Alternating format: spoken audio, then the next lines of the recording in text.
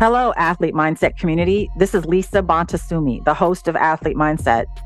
Before we dive into this episode, I want to invite you to support the mission and purpose of our show. For $10 a month, you can help to make sure these conversations get to as many athletes, teams, coaches, and sport mental health environments as possible. As a subscriber, you will receive exclusive content and updates on current topics in athlete mental health, and you'll be directly contributing to the betterment of mental health for all athletes.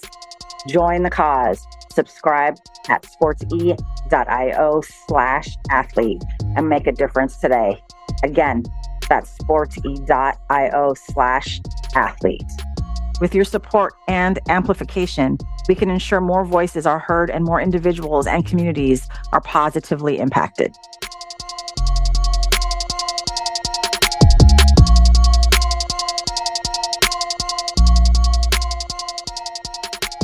I'm super excited to be sitting down with Mr. Doug Middleton today. Doug Middleton is a 6-year NFL veteran safety. He played for the New York Jets, Miami Dolphins, Jacksonville Jaguars, and most recently, the San Francisco 49ers. Doug is the owner of Dream Yoga and Wellness, a luxury and inclusive hot yoga studio and wellness center with mental health professionals on site. Doug is also a yoga instructor. What I'm most impressed about is diving into the conversation around his mental health advocacy, the fact that he is the owner of Dream Yoga and Wellness, which is a luxury and inclusive hot yoga studio and wellness center with mental health professionals on site, which is amazing. We're going to dive into all this. He's also the special assistant to the athletics department at Appalachian State University, where he attended as a student athlete, and so much more. I'm just like super excited. We're going to go all over the place, but hey, Doug, how's it going? Thanks for being with me. Oh, no problem. Thank you, Lisa, for this opportunity. Excited to have this conversation with you. Me too. You and I met just a few months ago during the Super Bowl week festivities that the NFLPA put on. You were on a panel. You had a booth with your father, who I got to meet. Yeah. It was exciting. Yeah. And just to learn about you, what you're doing. So we're going to go a few places. But the first thing is, as you reflect back on your NFL career, what do you wish you knew as a rookie that you now know? For me, I wouldn't say there wasn't really a lot that I wish I knew because I don't really have any regrets or any shoulda, coulda, wouldas. I mean, for me, I was an athlete that barely made it, and I made it because of a lot of intangibles. And so, if anything, I would just reinforce more of the things that I was able to kind of figure out throughout my time in the league. And number one, that thing is building relationships. That's the most important thing that athletes should keep in mind when, getting to the professional level. It's all about relationships. You're being judged by everything that you're doing. Everyone's watching. And these relationships, these people around that building, they may end up being other places later on in your career. And that could be something that really helps you. And so I would put more of an emphasis on relationships just because, I had a situation like that in Jacksonville when I got released from the Jets and had been at another team. It was my relationship with the defensive back coach that had brought me into the league with the New York Jets that gave me the opportunity to be signed on with the Jacksonville Jaguars. And I just think relationships are so key in life, just being able to have relationships that keep doors open. And then really, I would say just to really and just enjoy it. It goes by so fast. It's, some really good moments in your life and just enjoy every part of it, enjoy the journey for what it is and the highs and lows of it. That's what I would really focus on. And then the last thing I would say was just to maximize the opportunity, just maximize every single opportunity, take advantage of everything that you're given, every opportunity to go in extra anytime that you have, to just make sure that you take full advantage of the chances that you have, because once you lose that opportunity, lose that chance, it doesn't really come back very often. Everybody, it's better to be in than it is to be out. And at the end of the day, it's a job that everybody wishes to have, and you got to really appreciate it and not take it for granted. And so, I mean, I really enjoyed my time playing football in NFL. it changed my life. I have no regrets. I felt like I maximized my talent for what I had, and I did as much as I could with the platform that I was given. And I'm just very thankful of the time that I had. I appreciate it. People are going to hear this real quick. Okay, that was me dropping the mic slash my pen because Doug is over here giving us some gems. I Yeah. think building relationships is so huge. Everything you said, enjoy it. Talk to me more about the intangibles that you said. What are the intangibles that you said got you to the league and kept you there, you think? Yeah. I think the intangibles were big because, I mean, the first day that I walked into the locker room, you would see a first round guy, you would see guys that's been around 10 years, Mhm. you see guys that's Mhm. been playing 15 years. You see guys that were getting cut, you see guys that didn't even make it a year. Mhm. And you looked at them like, man, they had so much talent. What happened? Or they had so much talent. Why didn't they keep him? And it really came down to the intangibles. That was something that I was able to see really quickly. One of the intangibles that I'm talking about is the way that guys prepare. The Mm. time that guys put into their craft, the amount of time that they spend on their bodies, the amount of time they spend in the weight room, the amount of time that they spend watching film, the amount of time that they spend training their mind and being able to be prepared when that Mm. opportunity comes. That's what I would say would be one thing that really stood out, just seeing guys do that at a really high level. And, I always rate it like this. If you're a first round pick that takes your craft seriously, both physically and mentally, you're going to play 10 years. If you are a first round pick that, has the physical attributes, but don't really take it mentally, seriously, you probably play 4 or 5, just because you have so much talent. And then if you're a guy who does not have the first round talent, but you take it, mentally serious, then you'll kind of be like me and play 5 or 6 and kind of make your way. But if you're a guy who does not have the talent, does not take it mentally serious, you'll be in and out of the league in less than a year. So that's the way that I usually see the boxes that I see guys fit in. And it's that, if you have this maximum talent, talent alone is not going to get you 10 years in this league. It's going Mhm. to take a well combination of you taking this craft serious mentally and physically. Some of the other intangible is just always, I got to say it again, always being prepared. I Yep. remember when I got to Jacksonville, my coach said, we signed you because I know I can trust you. I know you can be prepared Mm. whenever, whatever situation comes up. Mm. I know you can be trusted. And that's kind of what it comes down to is always being prepared, always being trusted because you may not get as many reps as the guy next to you. You may not get as many reps as the starter, but when you get into the game and you have the opportunity, they're going to judge, just what's on the film. They're not looking at how many reps and how many chances you got to practice it. You just got to be ready to go. And so, taking the film room serious, taking the practice field serious, all those things matter. And then another intangible, just being a good locker room guy, helping out the Mm. young guys, Mhm. being a nice guy around the building, treating everybody with respect. You never Mhm. know who all these different people are that's walking around the building. If you just treat everybody like they're important and, you treat everybody like they have something to offer, then that's how you get recognized. That's how you stay around the building because, the negativity is they're made aware of the negativity very fast and they see everything. They judge everything. They judge how you, what time you show up, what time you leave, how you prepare. They judge every single thing Mhm. and they're able to see it all. And so all the small things matter. All the small things matter. All intangibles matter. And so just take your craft serious. That's what I would tell any athletes looking to pursue, the next level. For sure. That's such like insightful, like how did I guess I'm just like, I love it all. And like you said, it Yeah. can be at any level, it can be any sport, it can be Yeah. any age, being able to take your craft seriously and all the small things matter. How did you learn that though? How did you learn to value preparation, to value the intangibles, meaning who you are as a human being, things that you can't measure in stats, things like that, like being a good person and applying it to your craft? Where did you learn that? Yeah, and that's why the last part I hit on, helping out the young guys because there was a lot of Mm-hmm. guys that helped me show me how you should, conduct Mm. your business, conduct your craft in each level that Uh-huh. I was in.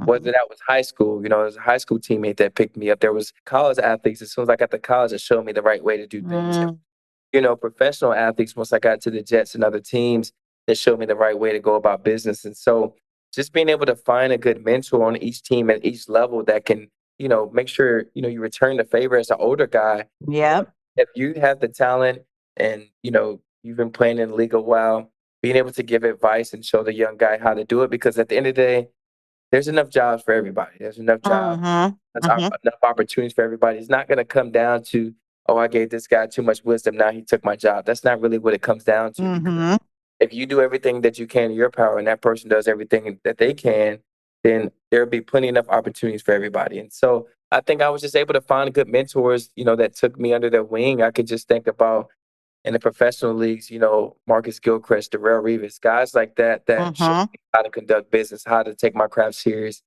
showed me some of those intangibles, how to prepare, how to take care of your body, how to be early, how to watch film. And, I remember just studying and learning from some of those guys and being able to return the favor once I got, into my sixth year in the league and showing some of the younger guys that were rookies how to really do business. And so it's all about returning the favor. Yeah. I learned that those intangibles from is it's just older guys that had already maneuvered through the league and had some losses and wins and were able to learn a lot and know things that they shouldn't do, things that they should, and be able to pass that knowledge to me. And then you just keep passing it down. And it's not something you can learn from a book. It's not something that you have to really get in there and see somebody else doing it and have them show you the way. It's just having good mentors, I would say.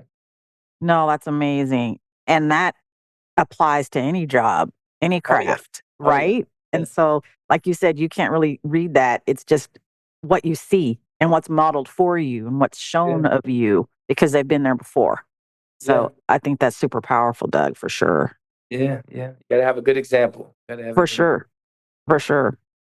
As we shift a little bit away from football and everything that you've learned and how that's helped you become the man that you are, the person that you are, you say you're a champion for mental health. Everyone can go in different directions after they leave the league and go into their next chapter, their next craft. How come mental health? What led you to become an advocate for mental health? What's the story behind that? Yeah, yeah. So there's a few things that got me into being passionate about mental health. I would say really the first one is my mom being involved with mental health. She was a therapist. She is currently working in the mental health space. My brother is now working in the mental health space, and so just seeing that passion from her about how passionate she is with the space. The second thing that I would say is just really going throughout my career and seeing how important mental health is and the difference that it does create when you are mentally fit, when you are mentally strong, when you Mm-hmm. have resilience, and how that made a difference in my career and my life. And the third, but most important one was really losing my best friend, going into my second year in the NFL to suicide. He was also a student athlete. His name was AJ. And seeing him lose his life, after suffering from, a mental illness, that is what made me a champion of mental health, just being able to share his story all around the world and in hopes that, people will find hope, people will find resources, and people will find the help that they need. And so those are the three reasons that I champion mental health each and every day, not only in my studio, but when I have conversations like this and to all, to other young people, young student athletes, and just really to any males that may be going through the same thing. This world is tough, it's Mm-hmm. hard, success is hard, and being able to chase the dreams that you have is also hard. And so along the way, you need a good support system, you need a good community, and you need people that can all hold you accountable to make sure that you're staying mentally healthy. Thank you so much for sharing that.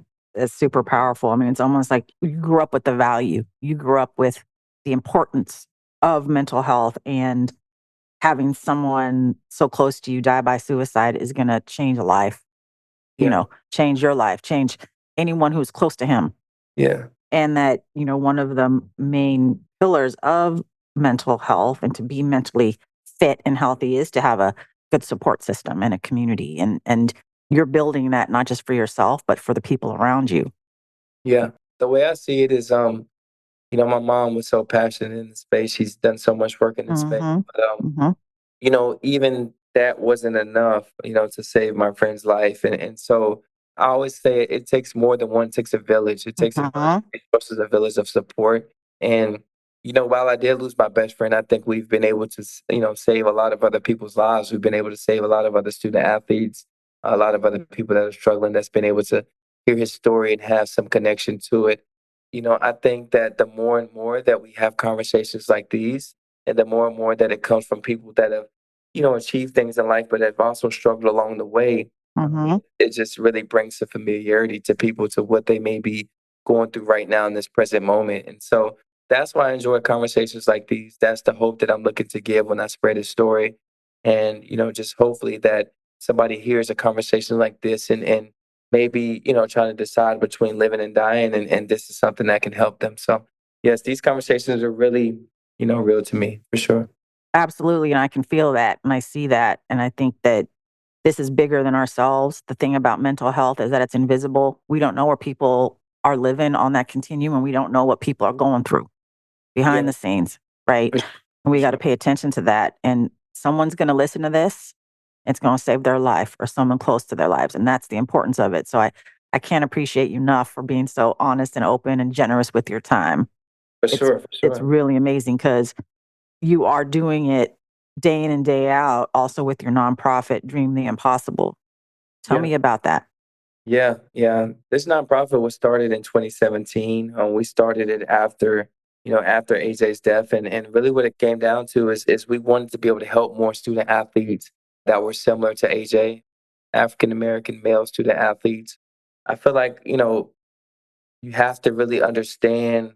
You have to have had been in those shoes to really understand what these young men are going through Mhm, as student athletes, as African Americans that are coming from sometimes tough communities, tough situations, and then now transitioning and trying to find their way into a highly successful life. And so there's just a lot of pressure there. There's also a lot of guilt. It's a lot of guilt sometimes that you could be the one that could save your family, and sometimes mhm, that conversation is tough in itself. mhm, There's a lot of isolation that goes along because you have to work so hard to be able to get out of those circumstances, and it's just understanding just the struggles of that certain population. And so we started this foundation in hopes that we could bring more awareness to the struggles that young male African American student athletes have. And then after the awareness, then it's about the education and just being able to bring these resources to their communities, to these young men, to these high schools, to these communities, and figure out a way that they could take advantage of these resources by making it something that is cool to them, something that's attractable. And so mhm, we've been bringing it to their environments, things, places that they feel comfortable in. Whether that's having our annual 707 that brings awareness to mental health on right onto the football field. We're having these conversations about mental health, and then also into the classroom. And so, just finding more ways to bring the resources into their environment is the reason why we created this foundation. And now we're doing a lot of, I wouldn't say a lot of pivoting, but we're pivoting to really focusing on yoga and wellness with these student athletes, knowing that yoga is a big tool for mindfulness. Yoga has been a big tool for me in my life, mhm, changed my life, and really mhm, helped change my career.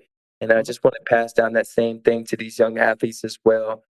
Being able to bring those resources to them as well, and then from there, it's just the connection, it's the brotherhood, it's the fellowship. mhm, mhm. That is what this foundation was created for. And so, we've been around for about 6 years, and our camps, our events have been highly successful, and we've been able to touch a lot of young men over the years, and we hope to continue to touch more.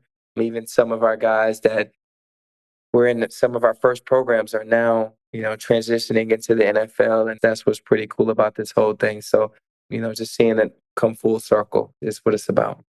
For sure. I mean, you're definitely a man of someone who really values giving back and like not taking for granted what's been given to you and impacting the next generation and generations to come. I think it's very, very cool that there's a yoga sort of thrust to it. You Yeah, are an owner of a yoga studio, but you're also a yoga instructor, yeah, which is amazing. I mean, when I talk about you to people, they're like, "What? Yeah, that makes sense that he owns a yoga studio." But like, what? He like took it to that level where he actually instructs and went through the process to become an instructor. Tell me yeah. how yoga has changed your life and where that started. Wow. Yeah.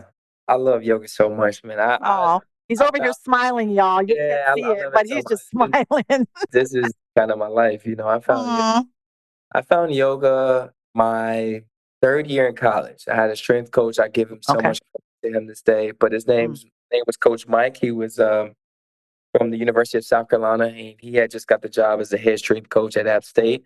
Shout Mhm. out to Coach Mike. But the first time he walked through, he came on campus. He said, "Man, Doug, like you're so stiff, man. Like you're like I wish I could just break you." That was the first thing he said.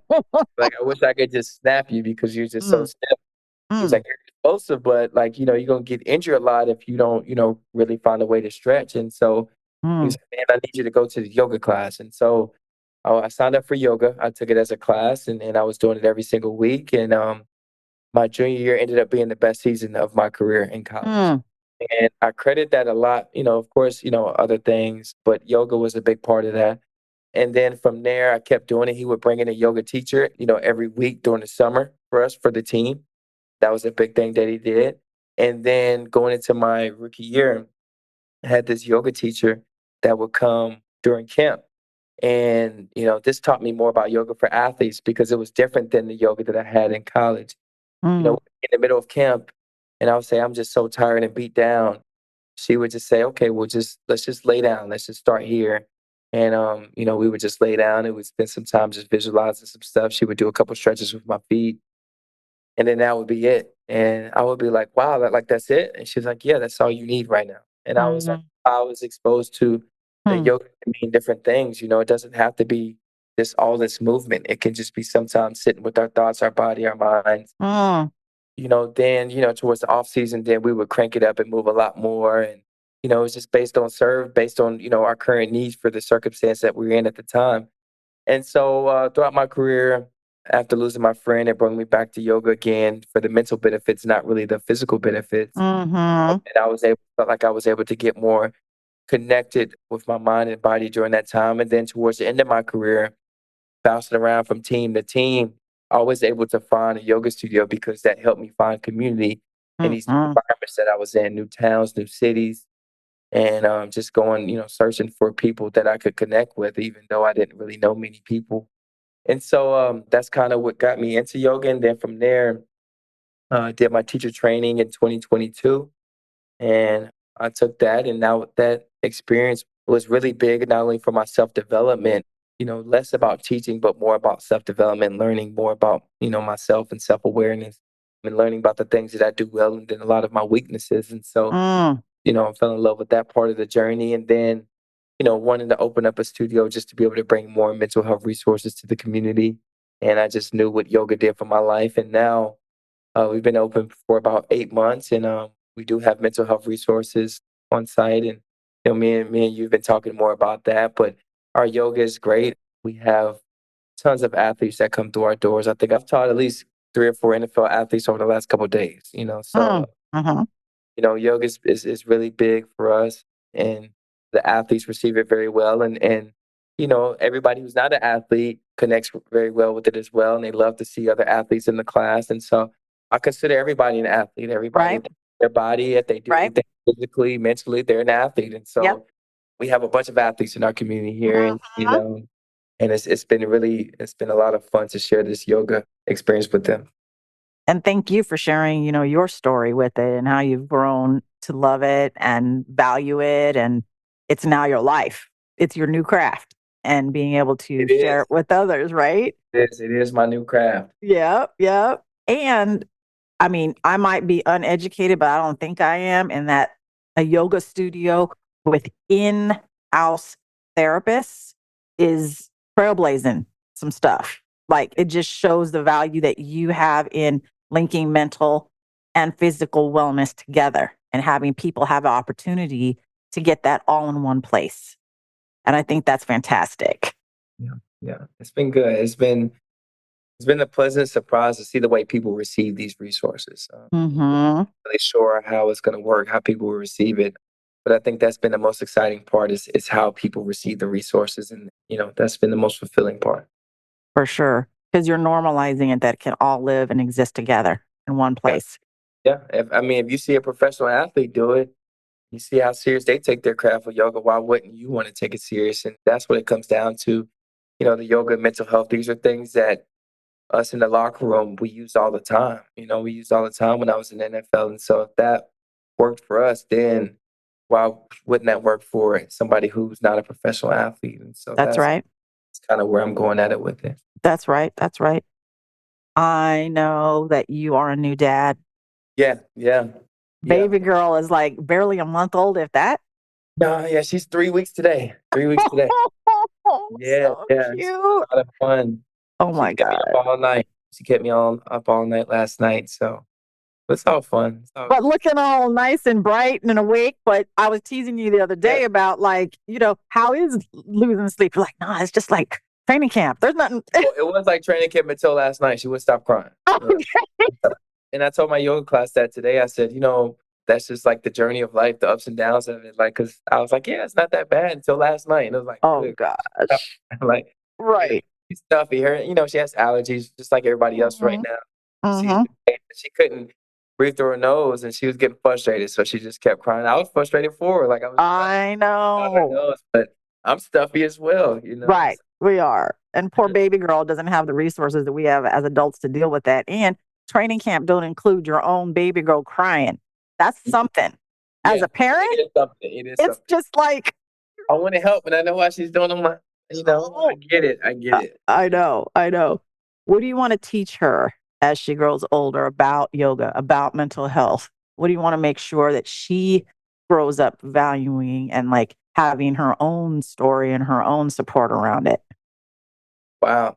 Not even yoga mental, because you just brought up some stuff. I'm gonna go and say, but I don't know how you feel about faith, but I want to just teach Mm-hmm.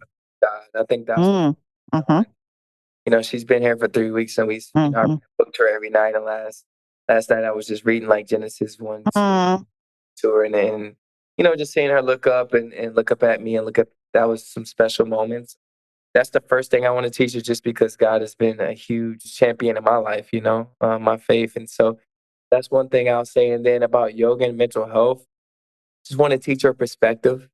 Perspective is the most important thing that I learned through yoga.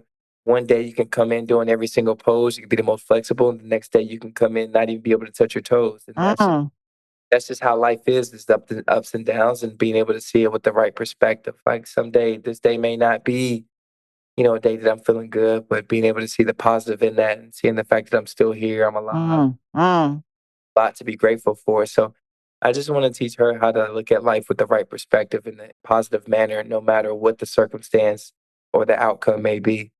And then about yoga, the yoga just teaches me how to appreciate the present moment, appreciate where you are, where you've been, where you may be going, but most importantly, where you are right now. And so that's what I hope she learns from yoga and mental health. And that's what I would say.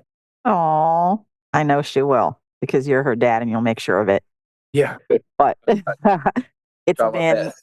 right. Yeah, you will. You will. It's been beyond a pleasure. Like, I think we could have chatted here for another 2, 3 hours just about everything. I'm unpacking it more. Again, I value your time. You're a busy man, and the treasures that you shared today, I don't take lightly, and I know will impact somebody's life and reason for living and save lives. So I just want to appreciate you and thank you so much for all that you're doing and all that you are and how you go about it. So thank you so much for spending some time with me today. Thank you, Lisa. Thank you for what you're doing with Ath Mindset. And thank you for this great platform that you have going. And thank you for the work that you do for our community. I appreciate you. Athlete Mindset is part of the CASSource Podcast Network. At CASSource, we love podcasts. In fact, we love building podcasts, everything from development to production. Because of all that, we're growing this one-of-a-kind podcast network. If you have a podcast or looking to launch a new podcast, then we should talk. You can message me on Twitter at Eric_Kaz, or hit us up any way that works for you by searching CASSource on your social media app of choice. Let's talk about your podcast joining this one-of-a-kind podcast network, the CASSource Podcast Network.